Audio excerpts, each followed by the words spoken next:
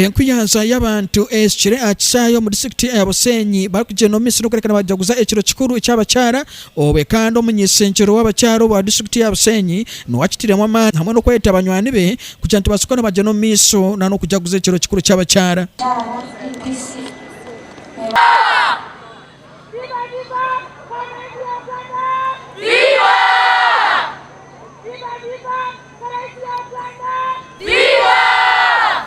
Ekiro kikuru ekino kibaho ebiro 8 buli kwa kasatu ku kabwa Bushenyi bakijaguza kandi bakugira nti bino kona baje no miso no kurekana barondana sente iza kwasokaniza bayamba abintu ebitari bimwe na bimwe.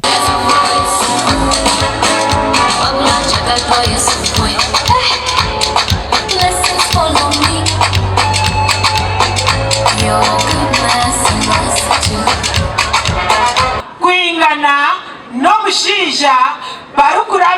turukurabira omundasa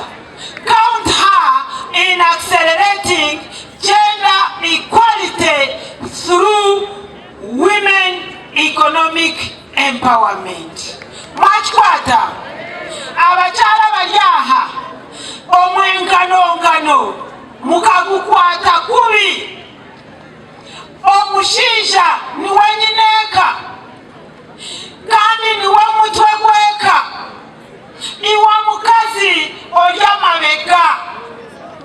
omushinja n'okwereza ekitiinisa it is biblical omukazi olya omuweesi.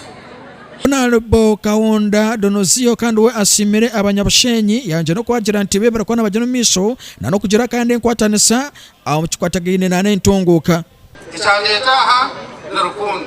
kintu kwenda kugamba byinjo kuyabo nimbasha bangu nyabona mwe mukume mukwasizaho aha boko banitwe rukundo yabo niye rukutureta mwenu aba Honorable Kahura niza kuteka miliyoni y'esente omukibomu kana nabo Honorable Aneti nayo teke miliyoni y'esente rukunde kumeho mukama kumenini Kano munyisonjero Bakazi okurugo mu district y'Ibanda na Jant kandi mazima Honorable Aneti icyakora ne chamani na kusinga munonga omukubarundana atukwatagina n'ebitu byentunguka amako gwawire kaferwa mazana kuna abire ndiyaho Aneti nwe yabanze kwikaho kumberaho the whole day akasiba nani ekyo kikaba kiri kikuru munongo mu magara ganje nomanya mwana wawe no murebo mbwire bwo busasi na no mukushemererwa mwene we Aneti n'abantu bovire bubona kandi abanyabushenyi mwino mugisha abantu mwinaki abanyabushenyi borekero kushemerwa kandi bagirana bakona bageno misho kandi bayereza Honorable Aneti mugisha akisanje kindi.